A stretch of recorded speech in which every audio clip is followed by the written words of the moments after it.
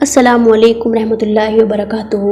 ناظرین، آج ہم آپ کو سنائیں گے ایک عظیم صحابیہ نبی کریم صلی اللہ علیہ وسلم کی دوسری بیٹی کا واقعہ۔ ایک ایسی بیٹی جن کی زندگی صبر، محبت اور ایمان سے بھرپور تھی۔ تو چلیے ان کی زندگی سے کچھ سیکھتے ہیں۔ ان کا نام ہے حضرت رقیہ رضی اللہ عنہا۔ ان کی ولادت مکہ میں ہوئی۔ آپ صلی اللہ علیہ وسلم اور حضرت خدیجہ رضی اللہ عنہا کی دوسری بیٹی تھی۔ آپ کی تربیت اسلامی اخلاق اور تہذیب میں ہوئی۔ آپ بہت حسین، نازک مزاج اور نہایت شفقت والی تھی۔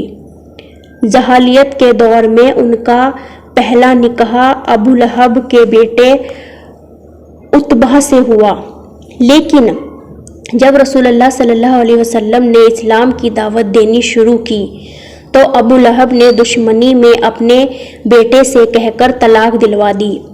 یہ طلاق ظاہری طور پر تو دکھ کا سبب تھی، لیکن یہ اللہ کا فیصلہ تھا، جس کے بعد حضرت رقیہ رضی اللہ عنہا کی زندگی کا نیا حصہ شروع ہوا۔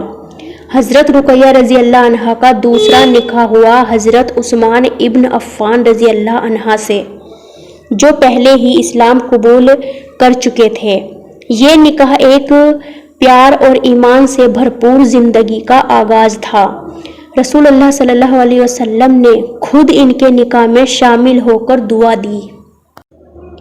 لوگ ان دونوں کو سب سے حسین جوڑا کہہ کر یاد کرتے تھے۔ دونوں کا چہرہ نور سے چمکتا تھا۔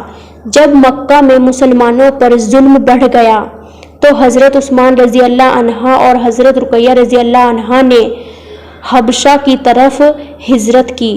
یہ پہلا جوڑا تھا جو اللہ کے لیے اپنا گھر چھوڑ کر ہجرت کر گیا۔ وہاں انہوں نے مصیبت کا سامنا کیا، لیکن اللہ پر بھروسہ بنا رہا۔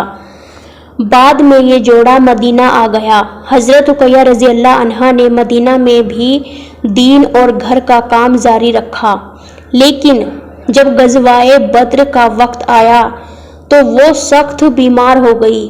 نبی صلی اللہ علیہ وسلم نے اپنے پیارے داماد حضرت عثمان رضی اللہ عنہ کو جنگ میں نہ جانے دیا اور فرمایا، تم گھر پر رہو، یہ بھی ایک جہاد ہے، تم رقیہ کی خدمت کرو۔ غزوہ بدر کے دن ہی حضرت رقیہ رضی اللہ عنہا کا انتقال ہو گیا۔ جب نبی صلی اللہ علیہ وسلم جنگ سے واپس آئے تو اپنی بیٹی کی دفن دیکھ کر رونے لگے۔ ان کی قبر مدینہ کے قبرستان جنت الباقی میں ہے۔ آپ صلی اللہ علیہ وسلم نے خود ان کا جنازہ پڑھایا۔ ان کی زندگی ہر مسلمان بہن کے لیے ایک روشنی کا چراغ ہے۔